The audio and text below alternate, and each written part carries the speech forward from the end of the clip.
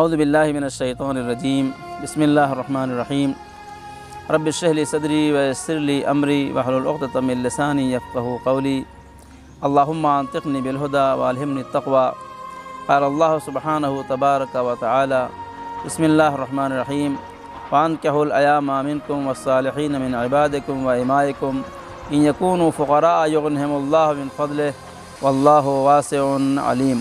ناظرین، اسلامی شادی کی سیریز میں آج ہم گفتگو کریں گے جہیز کے سلسلے کی، اس لیے کہ ہوتا یہ ہے کہ شادی ہو گئی، عقد ہو گیا، جلوہ ہو گیا، اب بارات کو واپس جانا ہے تو جہیز کے ساتھ بارات کو واپس کیا جاتا ہے۔ جہیز کیا ہے؟ جہیز لڑکی کے گھر والے کچھ ضروری سامان اور کچھ غیر ضروری سامان لڑکی کے ساتھ حوالے کرتے ہیں جو وہ اپنے گھر سسرال میں لے کے جاتی ہے، جس کو جہیز کہا جاتا ہے۔ اگرچہ جہیز سلسلے میں ہمارے ہندوستان میں قانون پاس ہو چکا ہے اور جہیز لینا بھی اور جہیز دینا بھی جرم ہے، لیکن بہت سے لوگ ہیں جو بڑی سادگی سے انڈائریکٹ کہتے ہیں کہ صاحب لینا دینا کس کو ہے اور ہمارے پاس اللہ کا دیا سب کچھ ہے۔ لیکن جو اگر کوئی اپنی بیٹی کو اپنی حیثیت کے مطابق کچھ دینا چاہے تو پھر اس کو کون روک سکتا ہے اور دینے میں کیا حرج ہے؟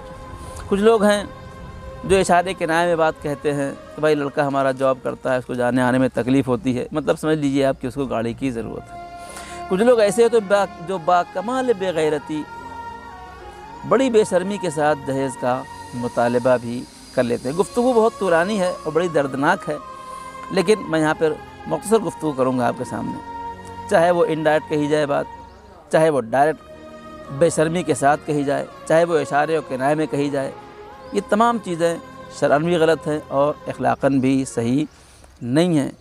بعض اوقات لوگ نہیں کہتے ہیں جہیز کے بارے میں، گفتگو نہیں کرتے ہیں، نہیں مطالبہ کرتے ہیں، لیکن شادی کے بعد لڑکی کو جہیز نہ ملنے کا طعنہ دیتے ہیں، جو بہت ہی بد اخلاقی ہے اور بہت ہی بری گفتگو ہے، بہت بری بات ہے۔ ہمیں اس چیزوں سے پرہیز کرنا چاہیے۔ اب سوال یہ ہے کہ جہیز کا اسلام میں کیا مقام ہے؟ جب جہیز کی گفتگو آتی ہے تو لوگ یہ کہتے ہیں رسول اللہ نے جہیز دیا۔ بھائی رسول اللہ نے جہیز دیا، میں کہتا ہوں واقعاً حقیقتاً رسول اللہ نے جہیز دیا، لیکن یہاں کے پر دو باتیں سب سے اہم ہے۔ پہلی بات تو یہ ہے کہ جیسا رشتہ رسول اللہ نے مولا علی کا علیہ السلام کا قبول کیا، کیا ویسا رشتہ آپ قبول کر سکتے ہیں؟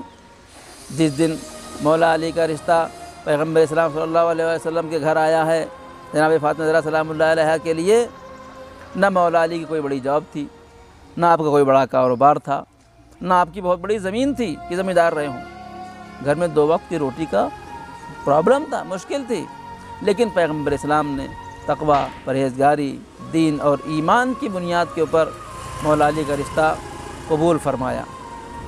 کیا اگر ہمارے پاس کوئی رشتہ ایسا ہے جو بچہ متقی، پرہیزگار، دیندار ہو اور ذرا غریب ہو تو کیا اس کی ہم شادی کر لیں گے، اس کا رشتہ قبول کر لیں گے؟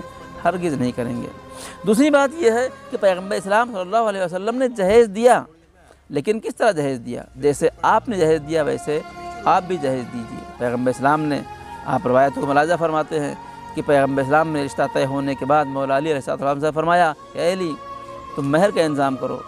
رسول مولا علی نے اپنی زرہ کو بیچ کے مہر کا انتظام کیا اور وہ مہر کی رقم لا کے رسول اللہ کو آپ نے دیا، اور اس مہر کی رقم کے ذریعے سے پیغمبر صلی اللہ علیہ وسلم نے جہیز کا انتظام کیا۔ کن چیزوں کا انتظام کیا؟ ان چیزوں کا انتظام کیا جو علی علیہ السلام کے گھر میں نہیں تھی۔ آج ہمارے پاس گھر میں چیزیں بھری ہوئی ہوتی ہے، رکھنے کی جگہ نہیں ہوتی ہے، لیکن پھر بھی لوگ مال مفت دل بے رحم کے عنوان سے جہیز لاتے ہیں اور گھر میں لا کے رکھتے ہیں اور مطالبہ بھی کر لیتے ہیں۔ رسول اللہ صلی اللہ علیہ وسلم نے جناب فاطمہ کو وہ چیزیں دیں جو ان کی ضرورت کی تھی، جو ان کے پاس مولا علی کے پاس نہیں تھیں، لیکن ہم کیا کرتے ہیں؟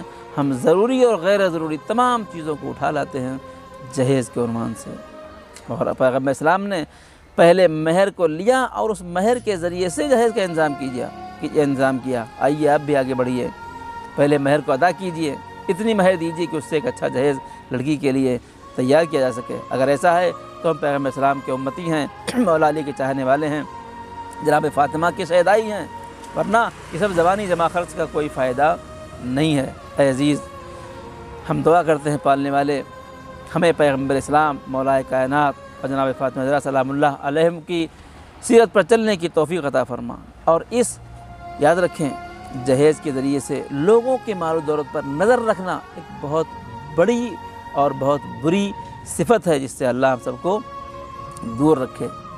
میں پھر اپنے اس چینل کے ذریعے سے اپنے ناظرین سے مطالبہ کروں گا کہ پلیز لڑکی والوں کے اوپر جہیز کا بار نہ ڈالیے، لڑکی والوں سے جہیز کا مطالبہ نہ کیجیے، بلکہ خود اپنے بچے کو اتنا پریپیئر کیجیے کہ وہ اتنا سامان گھر کے اندر لا کے رکھے کہ ہمیں کسی سے کچھ مانگنے کی ضرورت نہیں پڑے، کچھ کہیں سے لے کے آنے کی ضرورت نہیں پڑے۔ خدا دعائے پالنے والے ہمیں ایسی بری چیزوں سے دور رہنے کی توفیق عطا فرما، ہماری شادیوں کو اسلامی کرنے کی توفیق عطا فرما، خداوند ہماری اس خدمت کو قبول فرما۔ ربنا تقبل منا انک انت السمیع العلیم۔ السلام علیکم ورحمۃ اللہ وبرکاتہ۔